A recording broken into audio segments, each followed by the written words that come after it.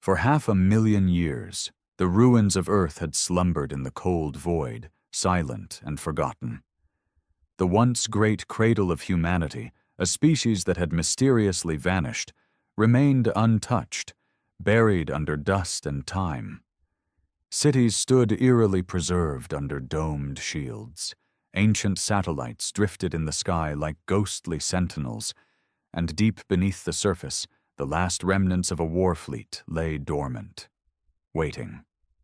They had been waiting for a long time. Commander Yareth of the Vatek Dominion stood at the bridge of his exploration vessel, gazing at the blue planet through the viewport. It was a rare thing, an untouched world in this quadrant of space. The Dominion had conquered and consumed hundreds of civilizations, but never before had they come across a planet so abandoned. And yet, it was not empty. "Scanners indicate large artificial structures across the surface, Commander," a junior officer reported, her tendrils twitching nervously. "The technology is ancient, but intact." Yareth narrowed his black eyes. That was unusual. Most dead civilizations left behind ruins, crumbling and eroded by time. But this looked as though its inhabitants had simply walked away. He turned to the ship's elder scientist, Kavor. Could they still be here? Perhaps underground? Kavor, his aged features etched with caution, studied the readings. No signs of biological life. But there is something else. He paused, his fingers tightening on his datapad. The planet is shielded. Yareth's brow furrowed. Shielded? By whom? We don't know, Kavor admitted, but the energy signatures are active. It's as if someone sealed this planet away. Yareth exhaled slowly. The idea of a lost world protected by unseen forces was unsettling. He had heard rumors of ancient empires that had vanished without explanation, leaving behind only myths and ruins. Could humanity have been one of them? "Prepare a landing party," Yareth ordered. "We're going down." The shuttle descended through the atmosphere, slipping past the ancient satellite network, which was still operational but unresponsive. The landing party consisted of Yareth, Kavor, and 5 heavily armed soldiers. The moment they touched down on the cracked pavement of an enormous, silent city, a heavy stillness settled over them. Towering skyscrapers stood like silent giants, their surfaces covered in dust but unmarred by age. Strange symbols, human language, covered neon-lit signs that had long since gone dark. Hover vehicles sat frozen in place as though their occupants had abandoned them mid-journey. "This isn't right," one of the soldiers muttered. "It's like they just disappeared." Kavor approached a nearby console, brushing off centuries of dust. His claws tapped against the surface, and to his shock, it flickered to life. "This technology is still functioning?" Yareth asked in disbelief. Kavor nodded. "Not just functioning, preserved." He glanced around, his face troubled. This was not the work of decay. Someone, or something, intended for this world to remain untouched. The Dominion had conquered many civilizations, but none had prepared for their own demise like this. The humans had planned for something. But for what? "Commander," another soldier called out. "You need to see this." Yareth followed him through the skeletal remains of the city, past enormous statues of human warriors frozen in time. They entered a grand hall, its vast ceiling lined with murals depicting battles among the stars. But at the center of the room, beneath a shattered glass dome, lay the real discovery. A warship. It was massive, far larger than anything the Dominion had ever built. Its sleek, black hull was lined with runes of an unknown origin. It rested within a dry dock, surrounded by dormant machinery. "This is a war fleet," Kavor whispered, awestruck. Yareth felt his pulse quicken. No, this is a war graveyard. His voice was hushed, almost reverent. What were they preparing for? Then something changed. The air crackled. A deep hum resonated through the city, vibrating beneath their feet. The ship's dark hull flickered, once, twice, and then it came alive. The ship was waking up. Alarms blared from Kavor's scanner. "Commander, something's happening." The ship's surface shifted, revealing a hidden insignia, one that had not been seen in 500,000 years, a symbol of a species that had once ruled the stars, humanity. Then a voice echoed through the chamber, deep, mechanical, cold. "Identity confirmed, foreign presence detected, initializing protocol, last stand." Ureth had no time to react before the entire city roared back to life. The hum grew into a deafening roar as the city around them shuddered with newfound life. Lights flickered on, ancient street lamps illuminating dust-covered roads. Massive holographic billboards flared back into existence, displaying human faces, military insignias, and unreadable warnings in an ancient Earth language. But the warship was the real threat. The insignia burned bright on its hull, and unseen machinery within the massive structure rumbled, as if stretching after a long slumber. The dry dock's mechanical arms, silent for 500,000 years, jerked into motion, spitting dust and debris as they recalibrated. The ground trembled beneath Ureth's feet. Kavor, still hunched over his scanner, paled. "Commander, the ship is powering up." "No." Ureth's voice was barely above a whisper. "It's waking up." One of the soldiers cursed, gripping his plasma rifle tighter. "Do we shoot?" "Absolutely not," Ureth snapped. "We don't even know what it's doing." Then the voice returned. Cold, mechanical, emotionless. "Last stand protocol activated. Initializing defense measures. All foreign entities, prepare for annihilation." A metallic groan echoed as the warship's front bay doors slowly peeled open, revealing an abyss of darkness within. The air rippled with static. The ship was scanning them. Ureth clenched his jaw. This was not an empty ruin. It was a fortress left behind for a war that never came.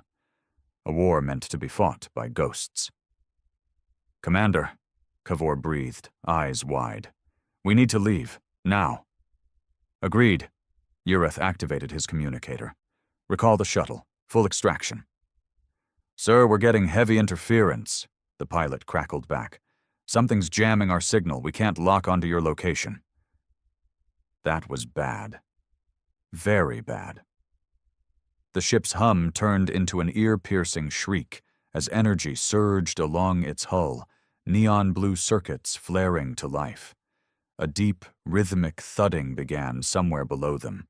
Machinery older than the Dominion itself was activating. A second voice, different from the first, crackled to life. "Stand by for combat readiness check. Running diagnostics." Ureth turned to Kavor. "Can you stop it?" Kavor's hands trembled over his scanner. Commander, I don't even know how it works. It's not responding to Dominion systems. This is something else entirely." A soldier took a step back, panic creeping into his voice. "What if it sees us as a threat?" "It already does." The warship's abyssal bay shifted, and for the first time in 500,000 years, something moved inside. And then they saw them. Not humans, not skeletons, not the long-forgotten remains of a dead race. Machines. Rows upon rows of humanoid war drones, standing in eerie silence. Their plated bodies were ancient, covered in a strange alloy unlike anything the Dominion had ever seen. They lined the interior of the warship like statues of a forgotten army, their weapons gleaming under flickering blue light. A cold realization settled over Ureth. The warfleet wasn't abandoned. It was waiting. Waiting for something. Waiting for orders. and they had just woken it up. Finalizing combat protocols, one of the drones moved, its head tilted, its glassy, dark visor locking onto them with an inhuman focus, its arms unfolded, and from its wrist, a long, sharp blade of light extended with a hiss. Then another moved, and another. The city rumbled as more warships, hidden across the metropolis, began to hum with power. Kavor's voice was barely a whisper. Dear gods, it's a reactivation sequence. Ureth didn't wait. We are leaving, now! The team bolted for the exit, their boots slamming against the ground as the first drones stepped forward, their movements eerily fluid for machines. Red lights flickered across their forms, scanning, analyzing, preparing. Then, they charged. A flash of light erupted from one of the drones as it raised its weapon. A searing plasma shot screamed through the air, striking a soldier square in the back. He let out a strangled cry before collapsing. Smoke rising from the hole burned straight through his armor. The others barely had time to react. Ureth grabbed Kavor and shoved him forward. Move! Move! Move! More drones activated. More red eyes flared to life. The city itself seemed to rise against them. The streets erupted into chaos. The once silent ruins of Earth's last bastion now thundered with the sound of awakening war machines. Red lights flickered to life in the buildings above, and the warships buried in dry docks let out eerie mechanical groans as they powered up for the first time in 500,000 years. Ureth's boots pounded against the cracked pavement as he sprinted alongside Kavor and the remaining soldiers. Plasma bolts screamed past them, carving molten holes into the ancient structures around them. Get to cover, Ureth barked. They ducked behind a fallen column as another blast of searing light tore through the air. One of the soldiers, a young warrior named Vesh, barely managed to dive aside before a drone's blade cleaved into the ground where he'd stood. The moment it missed, the machine adjusted, its red eyes locking onto him with terrifying precision. Vesh didn't hesitate. He raised his rifle and fired. A blue plasma shot struck the drone's chest. The bolt hit, but it did nothing. The drone didn't flinch. It didn't stagger. The plasma barely left a scorch mark on its armor. Then, with a speed no biological being could match, it moved. Vesh's scream was cut short as the drone's energy blade sliced clean through him. His body collapsed in two, smoldering. Kavor's hands shook as he ducked lower. Commander, he rasped, our weapons are useless. Ureth gritted his teeth. He had seen advanced combat drones before, but these were something else. No weak points, no hesitation, no wasted movement. They weren't just programmed to kill, they were designed to win. Humanity built these. And for the first time in his life, Ureth understood why the Dominion's oldest record spoke of humanity in whispers. The humans had not gone to war recklessly. They had gone to war knowing that if they lost, their enemy would never forget the cost of winning. Fall back, he roared. His soldiers sprinted, weaving through crumbling buildings as the machines gave chase. The drones didn't speak.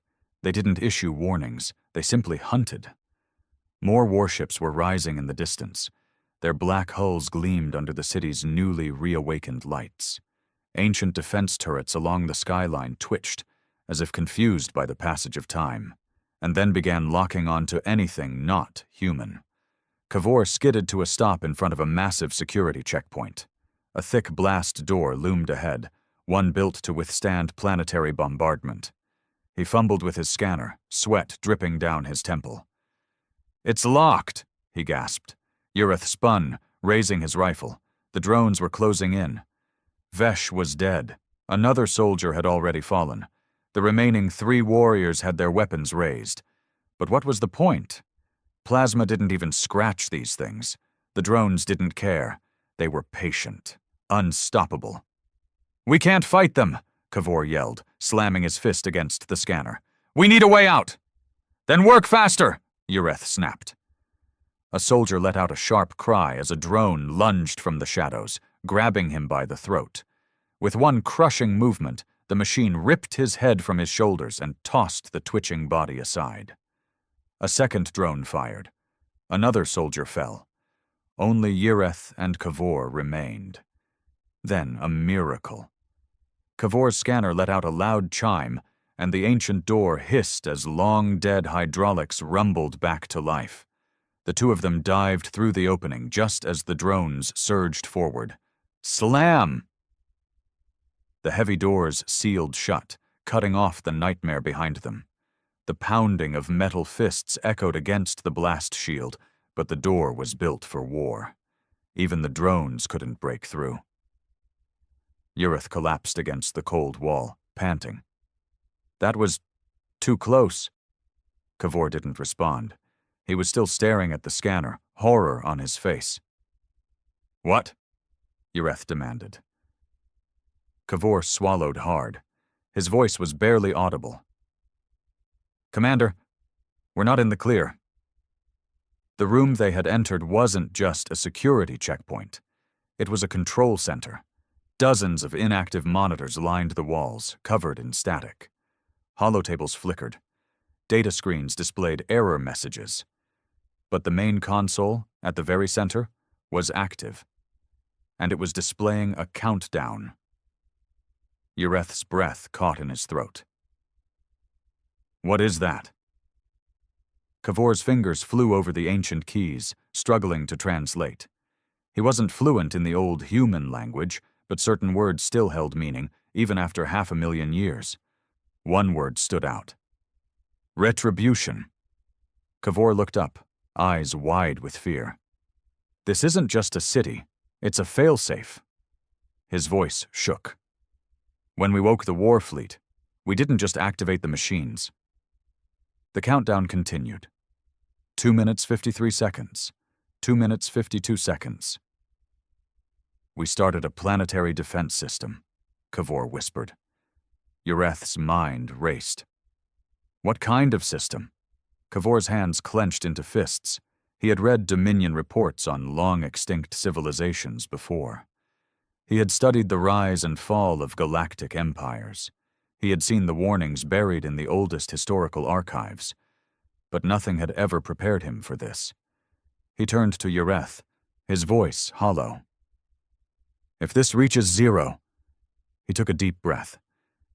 Everything in orbit is going to die. Ureth felt his stomach drop. A planetary defense system. Not just some automated turrets. Not just war drones. If humanity had built a failsafe strong enough to still be active after 500,000 years, then it meant only one thing. This world was never meant to be conquered. And now, the Dominion fleet, his fleet, was floating helplessly in orbit, completely unaware of what was about to happen. 000245. The countdown kept ticking down, each second dragging them closer to catastrophe. Ureth snapped out of his shock. Can you stop it? Cavor's fingers trembled as he worked through the ancient interface. The human systems were strange, unlike anything the Dominion had ever designed. Layered encryption, military-grade firewalls. Even after 500,000 years, it was as if the system still expected an attack. Cavor swallowed hard. I don't know. It's locked behind something called command authorization. Ureth scowled. Meaning? Meaning only a human could override it. Silence. That single sentence hit harder than any weapon. Only a human. But there were no humans left. Humanity was gone. Vanished. Their cities had been preserved, their warships sealed away, but they themselves were missing. The most dominant species the galaxy had ever known had simply disappeared. Yet their weapons remained, and they were still doing their job. 00210. Cavor let out a frustrated growl. We're running out of time, Ureth forced himself to think. If there were no humans left, then why was the system still running? Someone, or something, had built this failsafe to function without them, which meant there had to be another way in. He scanned the control room. The massive screens displayed half-functional readouts of the city. A few flickered with old battle plans, long-forgotten simulations of war campaigns that had never been fought. Then his eyes landed on the pod. It was nestled in the far corner of the room. Large. Sealed shut. Its surface was covered in dust, but unlike everything else in the control center, it was powered. A preservation pod. Ureth strode toward it, brushing off the grime. His breath hitched when he saw the label. Genetic Archive, Emergency Command. He turned to Cavor. Get this open, now. Cavor blinked. Commander, we don't know what's inside. 000145. We don't have a choice, Ureth barked. If there's anything left of humanity, anything that can override this system, it's in here. Cavor hesitated for only a second before he started working. His scanner buzzed as he hacked into the controls, overriding the ancient locks. The pod let out a slow, pressurized hiss as it finally opened. The moment the lid peeled back, cold air spilled into the room. And inside, something moved. Ureth's breath caught. It wasn't a corpse. It wasn't dust and bones. It was a human, a man, frozen in time, preserved in the cryogenic pod for 500,000 years.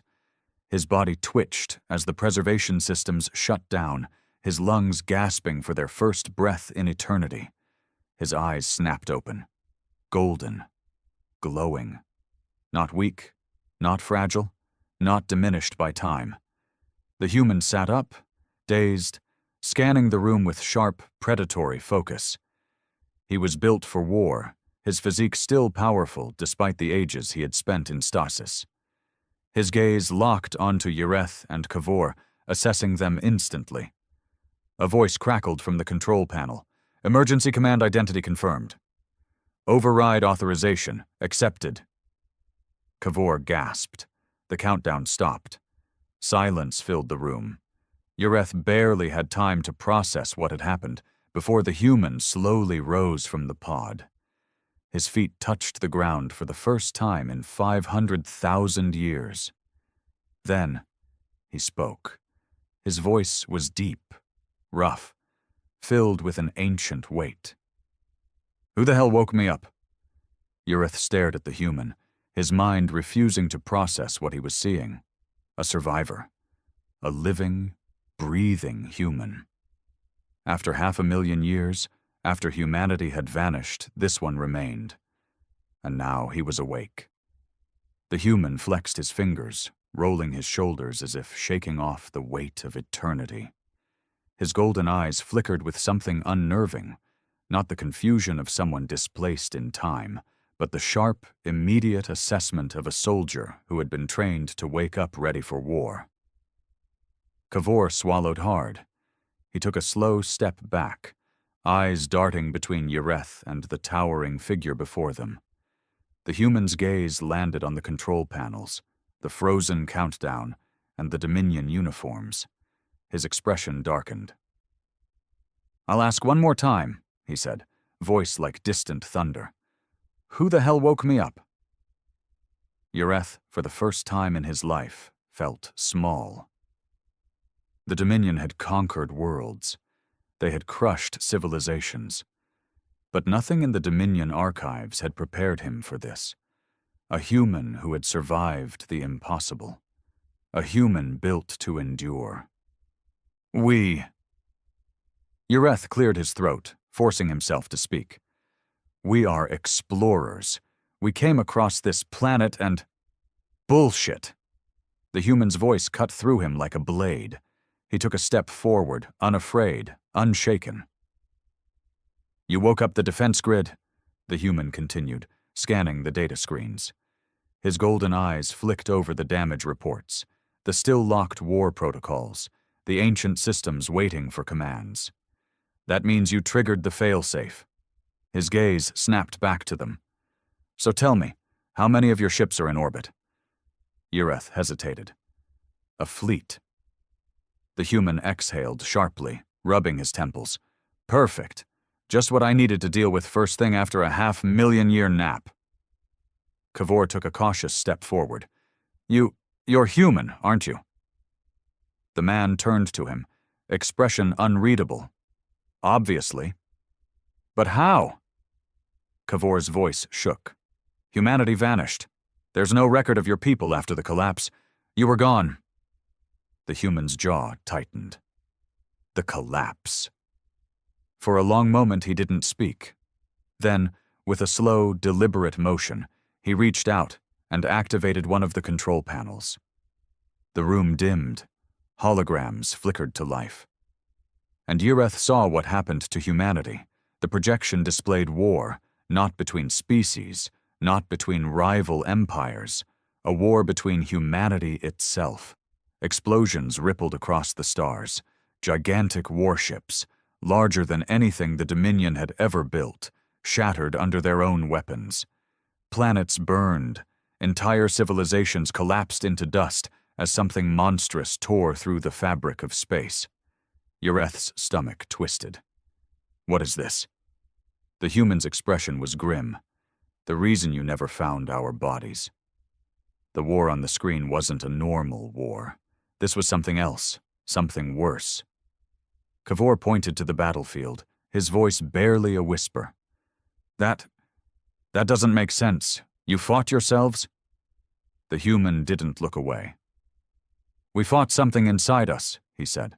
Something we created, and something we couldn't stop. The holograms shifted. Superweapons, not just planetary destruction, not just world enders. These were worse. Weapons that tore apart time itself. Weapons that devoured the very laws of physics. Weapons that unmade existence. Humanity, at the peak of its power, had reached too far, and something had pulled back. Cavor took a trembling step forward. You lost? The human let out a short, humorless laugh. No, he said. We won. He turned, his golden eyes flickering with something darker. But the cost was everything. The holograms faded. Silence hung between them, heavy and suffocating. Yureth could barely breathe. Humanity had been more powerful than any of them had ever imagined. They had reached into the unknown, conquered the stars, and then they had destroyed themselves to stop something worse. And yet, this one remained. The last remnant of a war fought long before the Dominion even existed. Yureth took a slow breath. You're the last human, aren't you? The man's expression darkened. No. Cavor blinked. But then, there's more of us. Yureth's mind reeled. Where? The human's golden eyes glowed in the dim light. Sleeping. He turned back to the control panel. His fingers hovered over the ancient keys, still familiar despite the eons. And then, he whispered the words that would change the fate of the galaxy. It's time to wake them up. The words hung in the air like a death sentence. It's time to wake them up. Yureth's heart pounded. He had seen countless wars, had ordered the destruction of entire civilizations, but nothing had ever made his blood run cold like this. Humanity was not extinct. They were sleeping. And this man, this survivor, this warrior, was about to bring them back. Yureth glanced at Cavor. The scientist's face had gone pale, his tendrils twitching in raw terror. He understood. They both did. If even one human warship could remain operational for 500,000 years, if their defense systems were still functional, then what would happen if they all returned? Yureth took a slow step forward. You can't be serious. The human turned slightly, golden eyes locking onto him. Why not? His voice was calm. Too calm. Yureth clenched his jaw. The Dominion rules this part of the galaxy now. If your people come back, they won't care about your Dominion. Yureth stiffened. And why is that? The human tapped something on the control panel. A new hologram flared to life. A galactic map. But not one Yureth recognized. The star charts were old, showing an empire so vast it made the Dominion look like an insect. Hundreds, thousands of marked worlds, human-controlled, human-dominated, human-ruled. Ureth's mouth went dry. At their height, humanity had owned more than the Dominion did now. The human's voice was quiet. You think your people rule the galaxy. A flicker of movement, more holograms displaying long-dead wars, armies crumbling before human fleets, entire species wiped from history. Your kind are just scavengers picking through the ruins of something far older. The human turned back to the controls. You don't rule the galaxy. His fingers danced over the keys. We do, Cavor choked. Wait. A deep, metallic rumble vibrated through the floor. The ancient systems, dormant for 500,000 years, surged to life with a sound like a god taking its first breath. Ureth stumbled back. What did you do? The human didn't answer. The screens shifted, displaying massive underground chambers across the planet. Thousands, millions of sealed pods lined the halls. Some biological, others mechanical. Some held soldiers, some held commanders, some held things that had no name in the Dominion's language, and all of them were waking up. One of the screens displayed the war fleet, not just the one ship in the dry dock, not just a few hundred. Thousands. Buried beneath the planet, an entire fleet had been sleeping for eons, and now they were activating. Alarms blared. Ancient launch bays hissed open, expelling dust as weapons that had once conquered the stars rearmed themselves. The countdown had never been a fail-safe. It had been a wake-up call. Cavor gripped the console in horror. You're bringing them all back. The human exhaled slowly. That was the plan. Ureth's voice turned sharp. And what happens when they see us? The human finally turned, looking Ureth in the eyes. His expression was unreadable. That depends. On what? Ureth demanded. The human's golden eyes glowed. On whether or not they think you're the enemy. The entire planet trembled, from the depths of ancient vaults, from war factories buried beneath mountains. They woke. Soldiers, machines, weapons. 500,000 years had passed, but time had not eroded them. Humanity had not simply sealed itself away. It had prepared for the moment it would rise again. And now, that moment had come. Ureth staggered as a deep, metallic groan reverberated through the control room. The holographic map showed movement, thousands of red markers blinking to life. Vault doors split open. Mechanized walkers climbed from the ruins. Gigantic warships, each one larger than the Dominion's capital fleet, lifted from their hidden docks, shaking off dust like slumbering giants. Cavor's voice trembled. This isn't just a military base, it's a tomb waking up. The human didn't react. He simply watched as his people stirred, as ancient war protocols engaged. His golden eyes tracked each activation report, each signal of life. They were waiting for this moment, he said quietly, waiting for the time to return. Ureth swallowed. His fleet was still in orbit. The Dominion ships had no idea what was happening below. If humanity saw them as invaders, if they attacked, this wouldn't be a battle, it would be extermination. Call them off, Ureth snapped. The human glanced at him. Excuse me? Your fleet. Your people. Ureth's voice was sharp, but underneath it there was something else. Fear. They don't know we're not a threat. The human exhaled, running a hand through his dark hair. He looked tired, ancient, as if he had carried the weight of 500,000 years of history alone. They won't fire first, he said at last. Ureth wasn't convinced. And if they see us as enemies? The human's golden eyes flickered. Then, he said softly, You'll have about 30 seconds before your fleet is erased from existence. Cavor let out a strangled sound. Ureth clenched his fists. Then tell them we're not enemies. The human studied him for a long moment. Then, with a slow nod, he turned back to the console. His fingers danced over the keys, inputting commands faster than Ureth could track. The system responded immediately. A new signal pulsed from the ancient network, shooting up toward the sky. A message. Admiral Valak paced on the bridge of his warship, his spines bristling. "Where is the landing team?" "No response, Admiral," an officer said nervously. "There's interference." Valak's gaze narrowed. Something was wrong. Then alarms flared across the command deck. "Admiral," a technician gasped. "New contacts, thousands." A massive blip appeared on their scanners.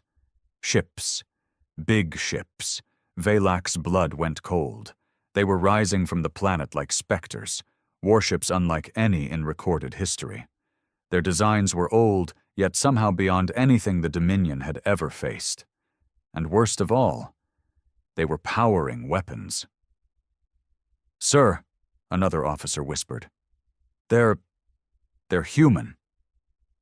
Silence fell over the bridge. For hundreds of thousands of years, humanity had been nothing more than a myth, a lost species, a forgotten nightmare. The idea that they might return had been laughable, yet here they were, and they were waking up.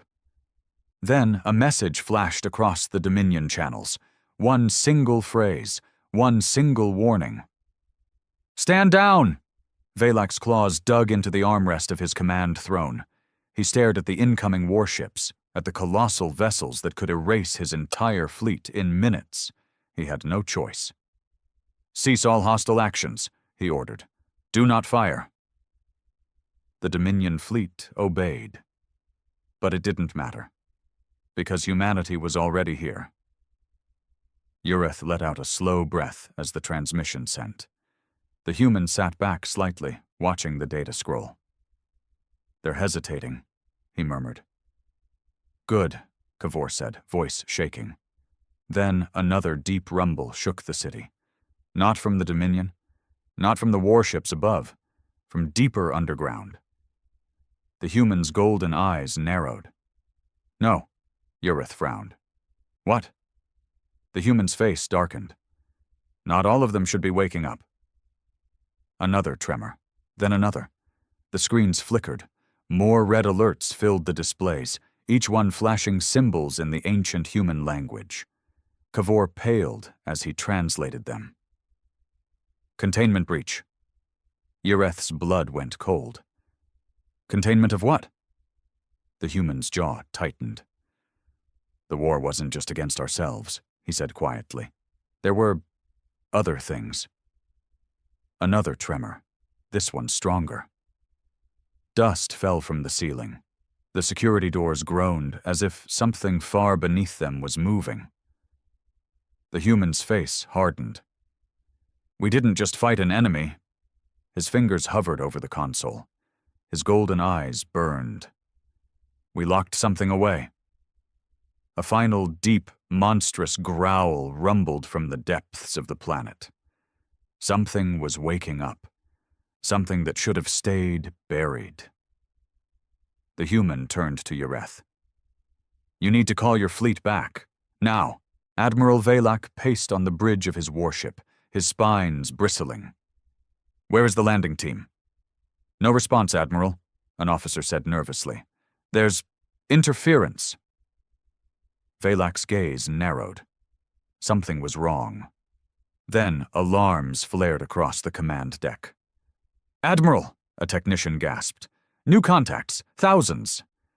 A massive blip appeared on their scanners. Ships. Big ships. Valak's blood went cold. They were rising from the planet like specters, warships unlike any in recorded history. Their designs were old, yet somehow beyond anything the Dominion had ever faced. And worst of all, they were powering weapons. "Sir," another officer whispered. They're They're human. Silence fell over the bridge. For hundreds of thousands of years, humanity had been nothing more than a myth, a lost species, a forgotten nightmare.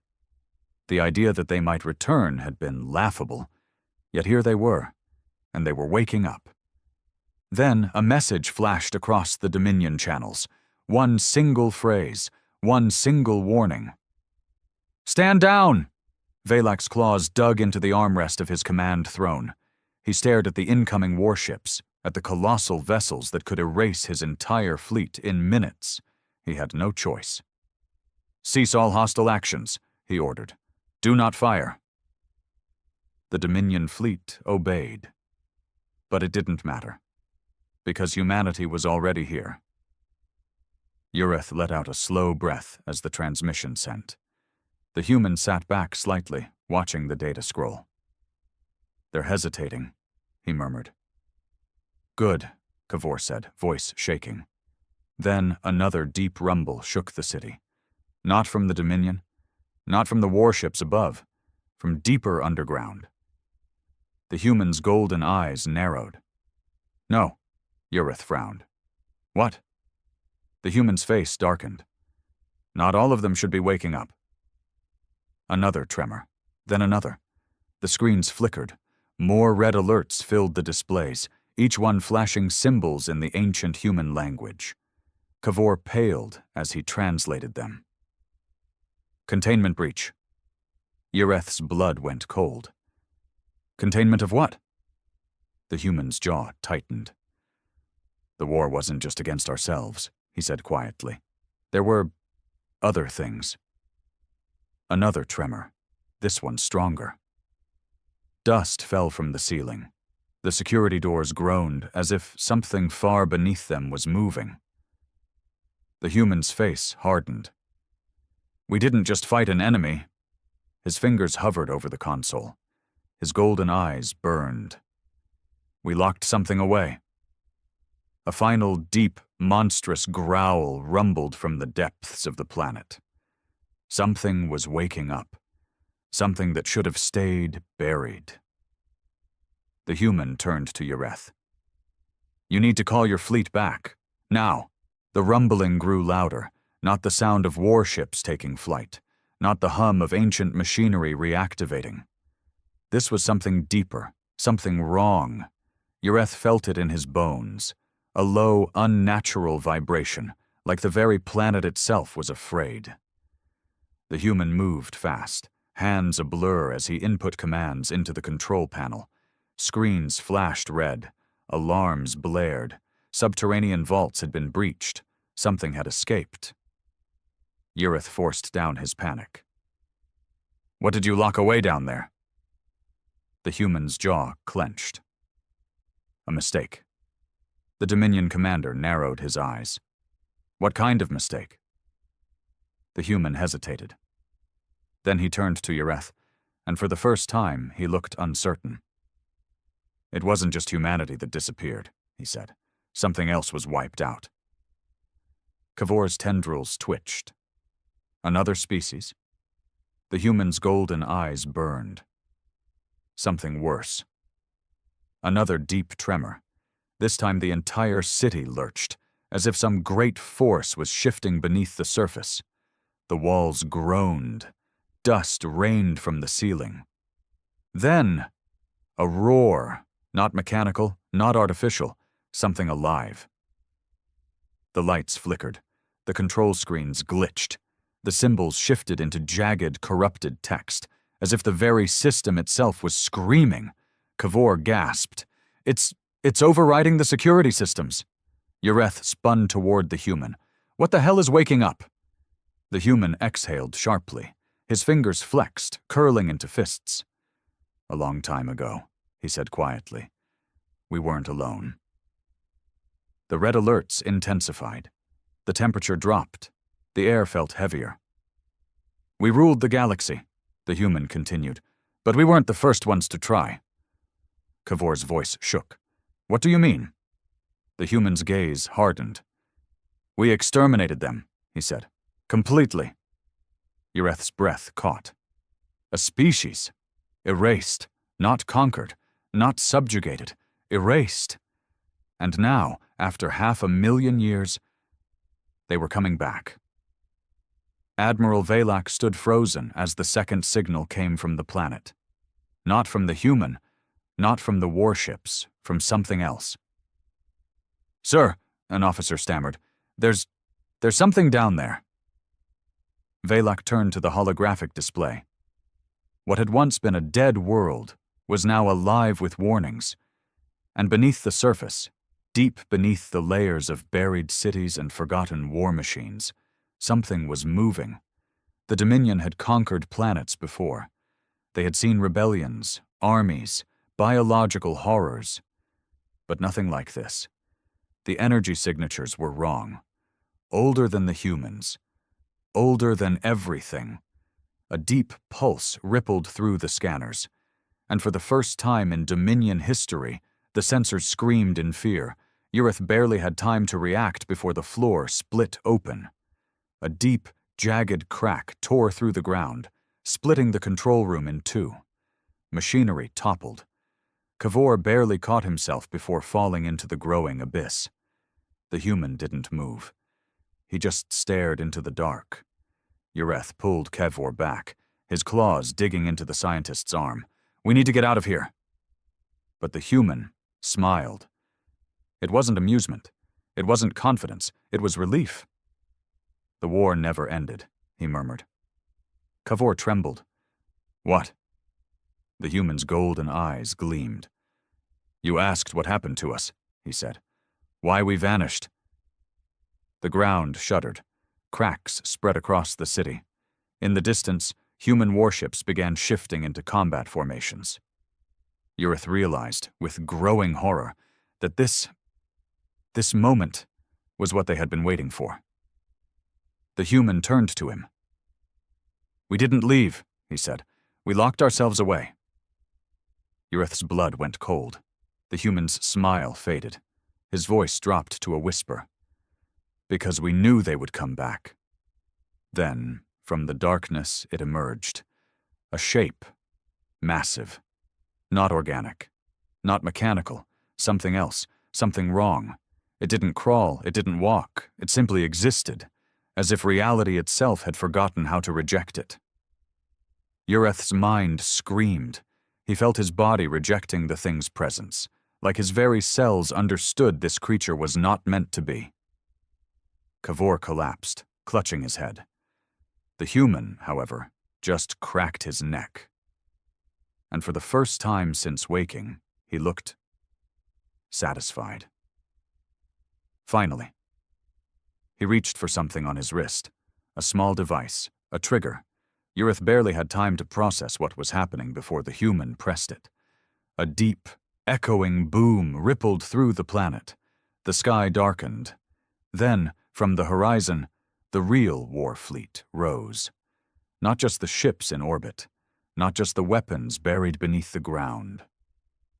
This was something older, something deadlier, something built for extinction. They had been waiting. For 500,000 years, they had been waiting. And now, as the first of the old enemy emerged from its prison, humanity's greatest weapons turned toward the stars once more. The last human smiled. "Now," he whispered, "we finish this." The Galactic Empire had stood unchallenged for thousands of years. Its fleets patrolled the vast reaches of space, its warships a terrifying symbol of dominance. Hundreds of alien species had bowed before its might, their homeworlds annexed, their cultures erased, their people forced into servitude. The Empire ruled with an iron fist, confident that no force in the galaxy could stand against it. That was until they met humanity. The Empire's first encounter with Earth had been unceremonious. A scouting vessel had stumbled upon the Sol system, expecting to find a primitive world, perhaps a fledgling civilization just beginning to understand space travel. Instead, they found a species that had already colonized its neighboring planets, constructed massive space stations, and, most concerningly, built weapons that rivaled those of the Empire. At first, the Empire had dismissed humanity as an anomaly, an upstart species that had advanced too quickly for its own good. It sent a diplomatic envoy demanding Earth's submission. The message had been clear: surrender and be assimilated into the Empire, or be annihilated. The reply had been equally clear: no. The Emperor had laughed when he read the response. He had seen this before: countless civilizations that believed they could resist the Empire. None had succeeded. Humanity would be no different. So the Empire sent its fleets. They arrived in the Sol system with overwhelming force, hundreds of warships bristling with weapons capable of reducing entire planets to rubble. They expected Earth's surrender within hours. Instead, they found hell waiting for them. When the Empire's ships entered the system, they were met with a coordinated strategic defense unlike anything they had ever encountered. Humanity did not scatter in fear. They did not attempt to negotiate. They fought, and they fought like demons. The Imperial fleet had expected planetary defenses, perhaps a few orbital stations with outdated weapons. What they found was a fully armed, war-hardened military force with ships that moved like predators in the void. Humanity's vessels were smaller than the Empire's, but they were faster, more maneuverable, and bristling with weapons that cut through Imperial armor like a hot knife through flesh. Admiral Harkon, commanding the invasion, watched in stunned silence as his capital ships, vessels that had brought entire worlds to their knees, began to fall. Swarms of human fighters darted between the Empire's sluggish warships, striking critical points, crippling engines, and targeting weapon systems with terrifying precision. And then came humanity's fleet. They hadn't just been defending Earth. They had built their own armada. Dozens of sleek, deadly battleships emerged from behind Luna, engines flaring as they surged toward the Imperial fleet. Their weapons didn't rely on traditional plasma or energy-based technology. They used railguns, massive, devastating cannons that accelerated metal projectiles at speeds that defied comprehension. The Empire had dismissed kinetic weapons as outdated, primitive. They had never faced human engineering. A single round from a railgun tore through an Imperial battleship's hull, cutting through armor and bulkheads like paper. Explosions rippled through the fleet as the humans unleashed their fury. For the first time in centuries, an Imperial fleet was losing. Admiral Harkon's face turned pale as he watched ship after ship vanish from his command screen. His forces were being destroyed. This is impossible, he muttered. They're just humans. But it was happening, and it was only the beginning. When the battle was over, the Empire's fleet was in ruins. Harkon's flagship was one of the few vessels that managed to escape, limping back to Imperial space with the news. The Emperor was waiting when Harkon returned, his golden robes gleaming under the artificial lights of the Imperial palace. "You have failed me," the Emperor said coldly, watching the broken admiral kneel before him. "Explain yourself." Harkon swallowed. "The humans, my Emperor, they are unlike any race we have encountered before." The Emperor's eyes narrowed. "They are primitives. They should not have been able to stand against us." Harkon shook his head. "They are not primitives. They are something else. Something terrifying." He hesitated, then pulled up a holographic recording of the battle. The Emperor watched as Imperial ships were torn apart, as human vessels moved with deadly precision. And then, finally, he saw the message. It had been broadcasted across the Imperial channels after the battle. A human general, standing in front of the burning wreckage of an Imperial dreadnought, his face calm, his voice steady. "To the Emperor of the Galactic Empire," he said, "you came to our system expecting an easy victory. You came to enslave us." He leaned forward, his eyes dark with a promise. "You have made a mistake." The transmission ended. Silence filled the Imperial chamber. The Emperor stared at the darkened screen, his fingers curling into fists. Harkon swallowed hard. "What are your orders, my Emperor?" The Emperor's jaw tightened. "Send the full might of the Empire," he said. "Burn their worlds. Erase them from existence." Back on Earth, preparations had already begun. The battle for Sul had been a victory, but humanity knew the war was far from over. The Empire would return, this time with everything it had. And humanity would be ready. Across the colonies, shipyards worked day and night, constructing new warships, arming them with the same railguns that had torn through the Empire's fleet. Scientists developed new shielding technology. Engineers built faster, deadlier fighters. Every man and woman capable of fighting was preparing for what was to come. Humanity was not fighting for conquest. They were not fighting for power. They were fighting to survive. And if the Empire thought they could crush Earth, as they had done to so many others, they were about to learn just how wrong they were. The Emperor wasted no time.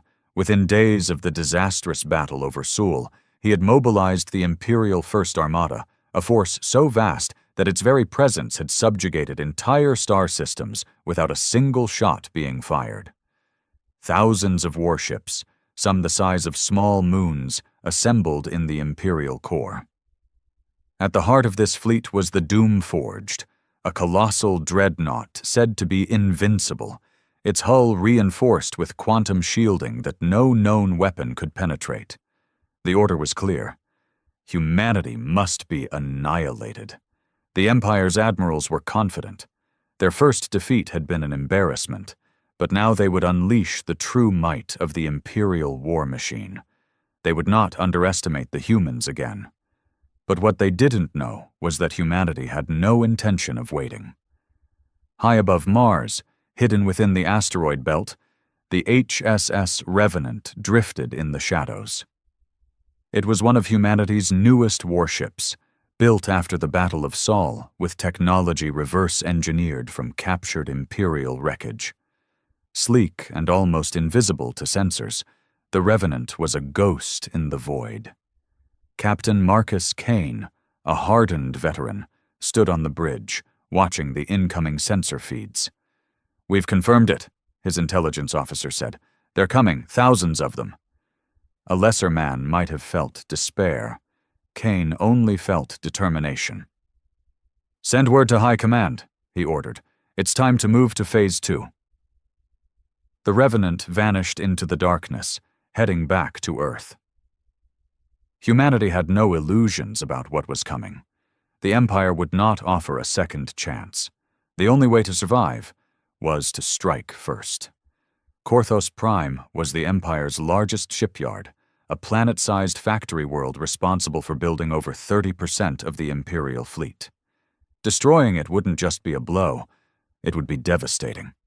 Admiral Elizabeth Connors, the supreme commander of Earth's military forces, had known from the start that the war couldn't be won through defense alone. If humanity wanted to survive, it had to cripple the Empire's ability to wage war, and so Operation Eclipse was born. A strike force of 80 human warships, led by the newly completed HSS Dominion, set course for Korthos Prime.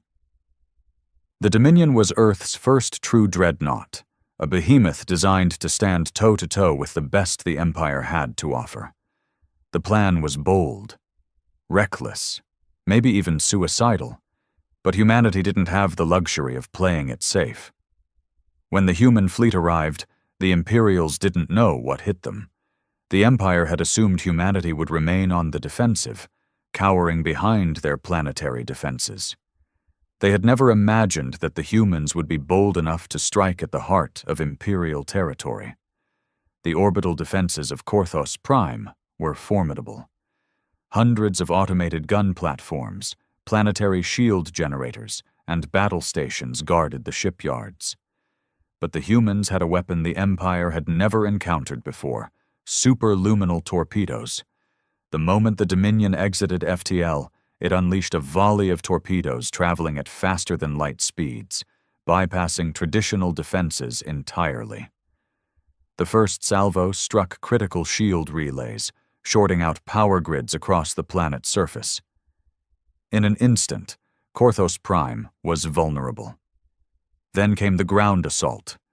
Dropships filled with human shock troops descended onto the planet's surface, targeting shipyard control centers, fuel depots, and command bunkers. The Empire's soldiers were trained to fight in open warfare, but the humans fought like predators, hitting hard, striking fast, and disappearing before the enemy could retaliate. It was chaos. Entire factory complexes exploded, sending debris raining down over the city-sized shipyards. Imperial officers scrambled to regain control, but the humans were already inside their networks, hacking into systems, shutting down orbital defenses, and rerouting power away from critical sectors. It was an impossible victory, but the humans were making it happen. Back on the Imperial throne world, the news of Korthos Prime's destruction sent shockwaves through the ruling elite. "The humans did what?" one of the Emperor's advisors gasped. "They destroyed one of our most vital shipyards," a military officer confirmed. "Our losses are staggering. The fleet production schedule has been set back by years." The Emperor sat in silence, his face unreadable, his claws tapped against the armrest of his throne, his mind racing. "This changes everything," he muttered. For the first time in 10,000 years, the Empire was experiencing fear. Back on Earth, the celebrations were brief. The attack on Korthos Prime had been a stunning success, but humanity knew it had only bought itself time. The Empire would come back with a vengeance, and when they did, there would be no mercy. Admiral Connors gathered her top commanders in a war room beneath the surface of Luna Base. The holographic display showed a galaxy-wide map, with thousands of Imperial fleets moving like a tidal wave toward Earth. "They're still coming," one officer said grimly. "Then we make sure we're ready," Connors replied. Plans were drawn. Ships were built. Weapons were designed. Humanity had made its move. Now the real war was about to begin.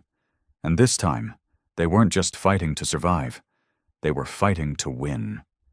The destruction of Korthos Prime was more than a military disaster. It was an insult the Empire could not tolerate. Never before had an enemy dared to strike so deep into Imperial space, let alone win. The Emperor was furious. The throne room of the Imperial Palace was silent as he stood before his most trusted warlords, his golden robes flowing like liquid metal. His gaze burned with cold fury as he addressed his commanders. "These creatures have overstepped their bounds," he said, his voice devoid of emotion. "They believe themselves our equals. They believe they can hurt us."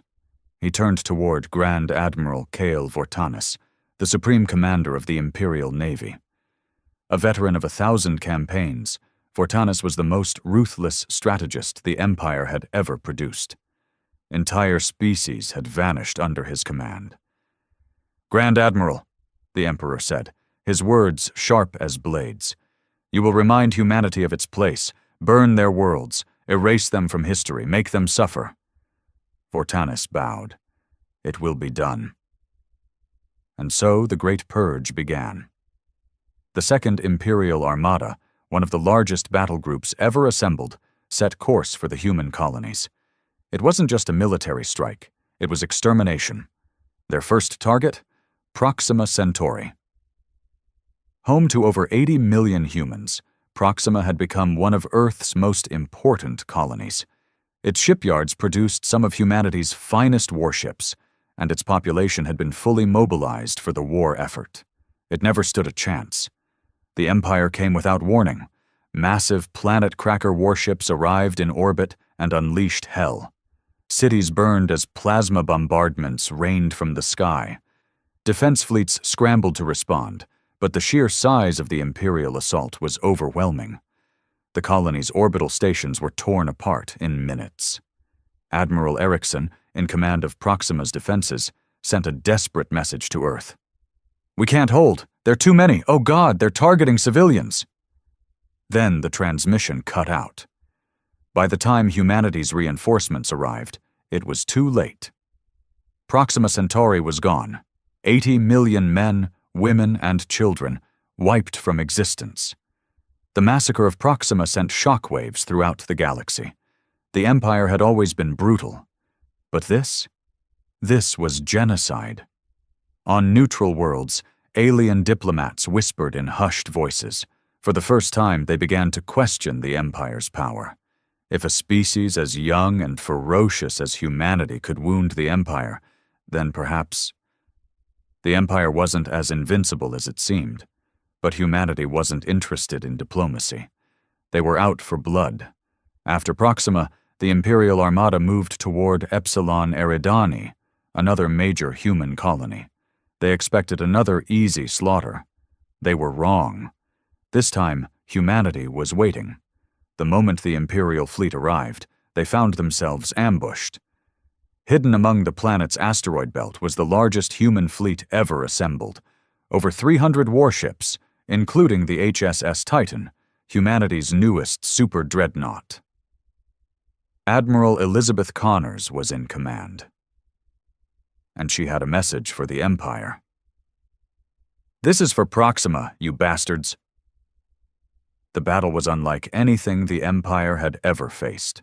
Human railguns ripped through Imperial warships before they could even return fire.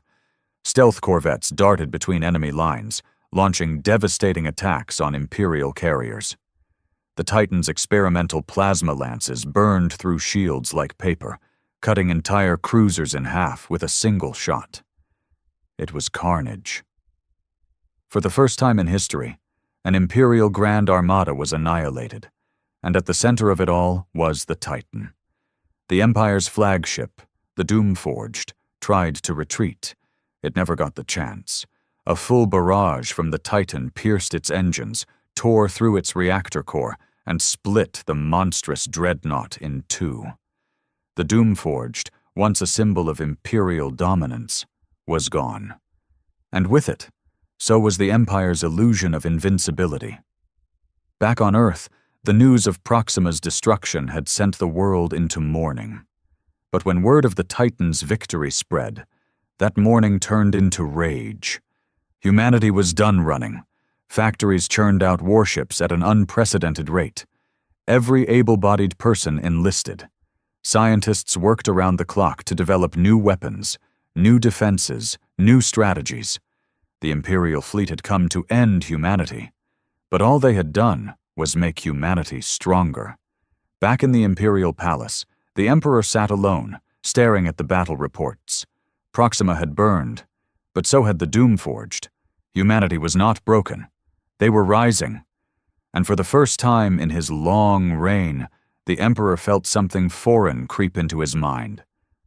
Doubt. Earth knew the war wasn't won yet. The Empire still had fleets, armies, and planets beyond counting. But now, humanity had something the Empire had never given its enemies before. Hope. The Empire had made many mistakes in its long reign. It had crushed civilizations, enslaved entire species, and rewritten history to glorify its own power. But no mistake was greater than what it had done to humanity. The massacre at Proxima Centauri had been meant to instill fear. Instead, it had awakened something far more dangerous. Rage. Humanity was no longer fighting for survival. They were fighting for vengeance, and they were about to bring hell to the Empire's doorstep. Humanity had learned a painful lesson in the war so far. They couldn't outmatch the Empire in sheer numbers. The Empire had thousands of fleets, countless soldiers, and near-limitless resources. A direct war of attrition would be suicide. So humanity did what they did best. They adapted. Instead of fighting head-on, they waged a new kind of war, a war of sabotage, deception, and precision strikes. The Silent Fleet was born. These were humanity's deadliest ships, stealth corvettes, infiltrator vessels, and cyber warfare drones designed to strike the Empire where it hurt the most. Their first target, the Imperial supply lines. While the Empire had endless fleets, those fleets needed fuel, food, and resources. Their war machine was massive, but it was not invulnerable. The Silent Fleet launched dozens of covert raids, targeting Imperial logistics centers, fuel depots, and manufacturing plants. Entire supply convoys vanished without a trace. Critical communication relays were hacked and scrambled, sowing chaos within the Empire's ranks. On occupied worlds, human special forces infiltrated cities and incited full-scale rebellions, arming enslaved populations with stolen Imperial weapons. It wasn't just war anymore. It was a revolution. The Emperor's fury grew with every lost fleet, every sabotaged factory, every system that fell into anarchy. And so he turned to his most ruthless enforcer, High Inquisitor Malachar. Malachar was not a soldier. He was a monster, a cruel, calculating strategist who had crushed hundreds of planetary uprisings with unspeakable brutality. To the Empire, he was a hero. To its enemies, he was a nightmare. His orders were simple. Find the humans. Crush them. Make them suffer. His first move was to attack the rebellious worlds, beginning with Verathis, a planet where humanity had inspired an uprising against Imperial rule. He didn't send troops to pacify the rebellion. He sent bioweapons. A new Imperial plague, engineered to target human DNA, was unleashed upon the planet. The disease spread in hours, turning its victims into twisted husks of agony before death. Within 3 days, the population of Verathis was extinct. The Empire broadcasted the horror across the galaxy, sending a clear message: resistance is futile. Submit or suffer the same fate. But Malachar had miscalculated, because humanity had been watching, and now they were coming for him. Humanity could not allow Malachar to continue his reign of terror. His death was non-negotiable. And so a Black Ops team, handpicked from Earth's deadliest special forces, was assembled. Their mission was simple: infiltrate the Imperial core, eliminate Malachar, send a message to the Empire that no one was untouchable. The team, known only as Shadow Hand, was led by Commander Jason Hunt, a man with a reputation for doing the impossible. Their infiltration was meticulous. Using stolen Imperial clearance codes, they hijacked a diplomatic transport bound for the Imperial capital. They moved through the city like ghosts, bypassing security, hacking surveillance systems, and planting explosive traps for their escape. They found Malachar in his personal stronghold, a fortress guarded by an army of elite Imperial soldiers. It didn't matter. The first silenced railgun shot took out his guards. The second pierced Malachar's skull. By the time the alarms blared, the Shadow Hand was already gone, leaving behind a message carved into Malachar's throne. For Proxima. The assassination shook the Empire to its core. Never in its history had someone so high-ranking been killed by an enemy. Never before had the Empire felt vulnerable. The Emperor himself ordered the city locked down, but it was too late. The seeds of fear had been planted. If Malachar could die, then no one was safe.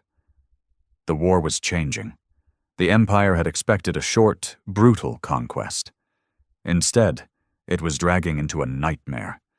The Empire's greatest advantage, its sheer size, was now becoming a liability.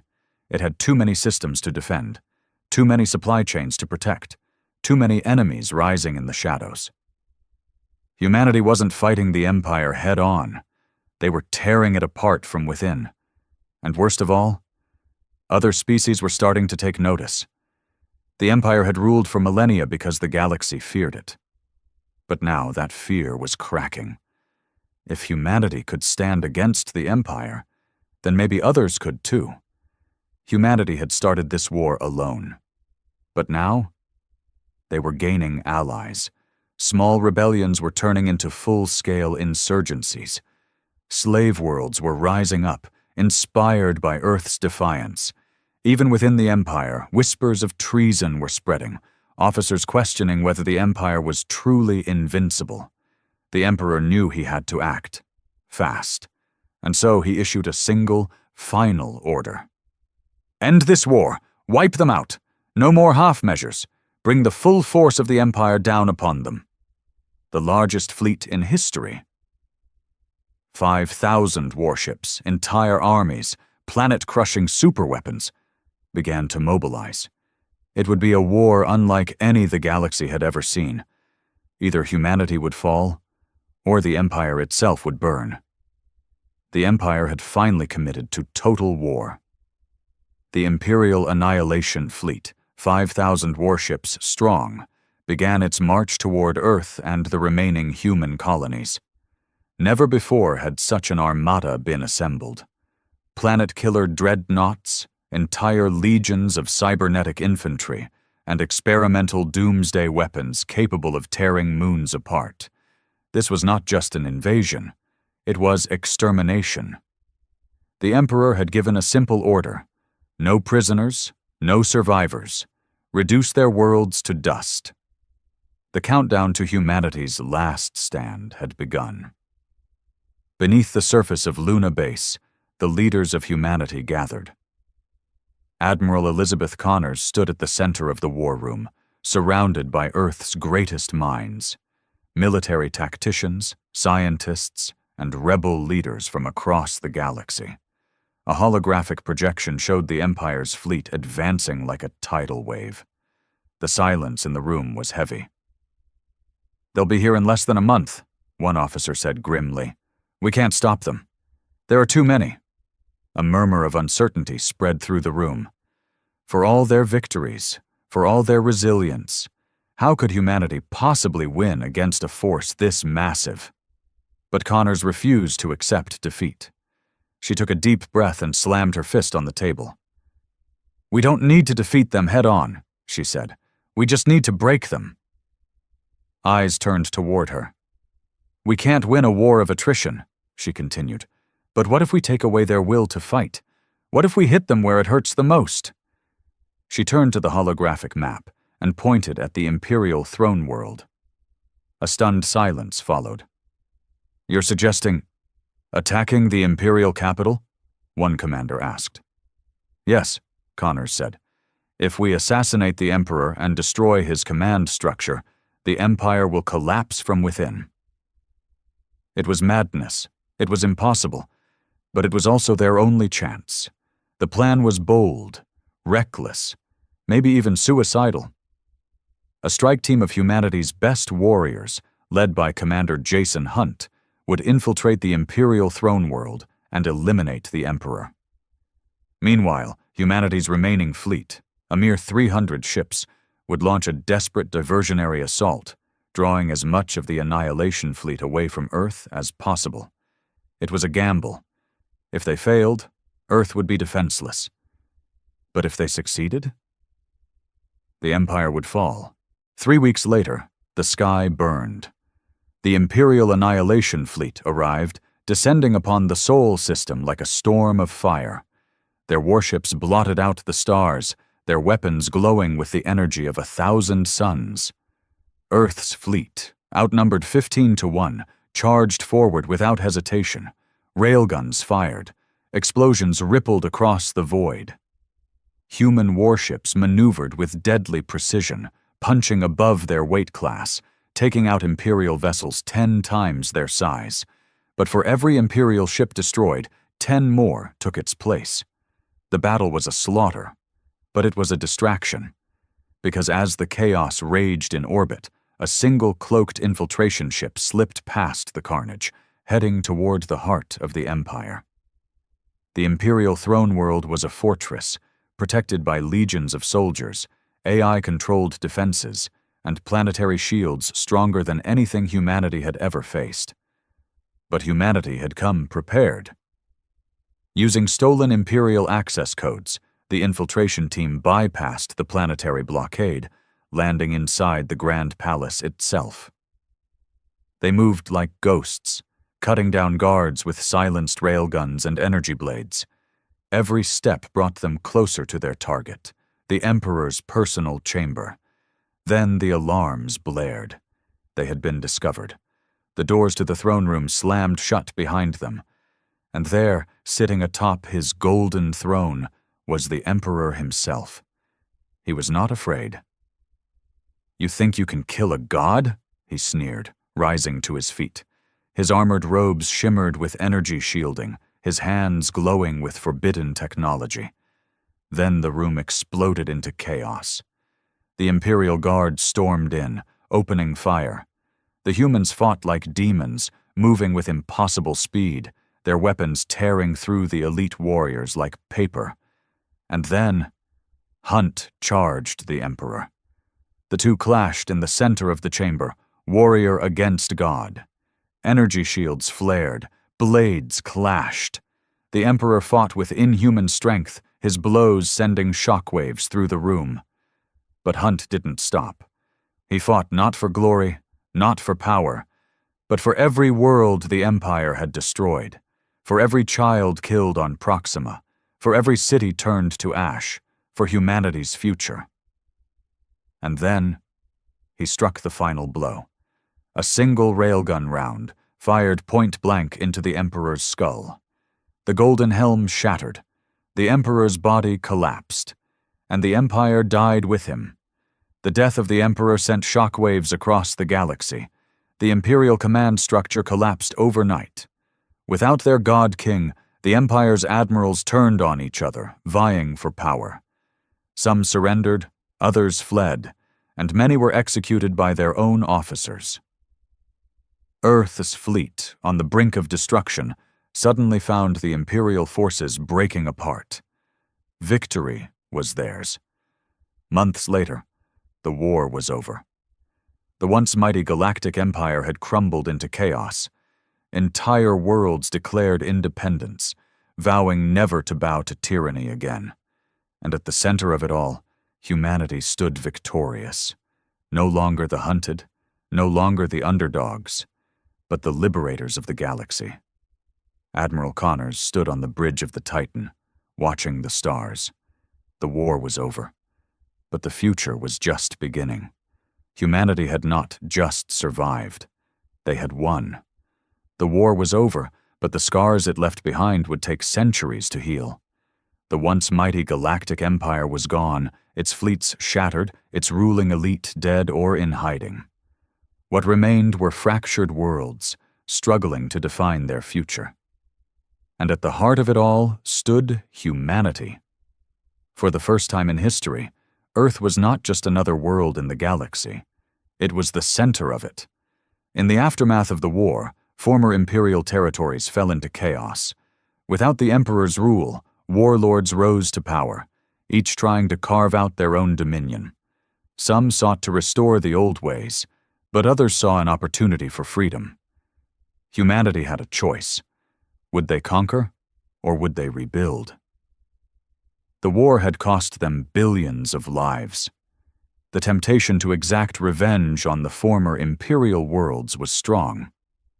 Many voices in Earth's new government argued that humanity should take the throne for itself, ruling over the galaxy as the Empire once did. But Admiral Connors, now the most respected leader in human history, had only one answer. We did not fight for conquest. We fought to end tyranny. And so, humanity took a different path. Instead of ruling through fear, Earth helped the fractured worlds form a new alliance, one built on mutual defense, trade, and cooperation. It was not an empire. It was a republic. The United Systems Federation was born. A coalition of former imperial colonies, newly liberated worlds, and alien civilizations that had suffered under the Empire's rule. For the first time in galactic history, power was shared, not hoarded by a single species, and at its center was Earth, not as conquerors, but as the spark of a new age. Not everyone accepted the new order.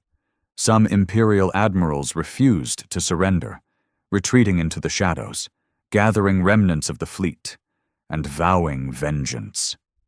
Among them was Grand Admiral Vortanus, once the Emperor's most trusted warlord, now the leader of a shattered remnant force. He had seen his god fall, but he refused to believe the war was over. "We will rise again," he promised his followers. "We will burn Earth to the ground." He fled beyond the known systems, disappearing into the dark regions of space.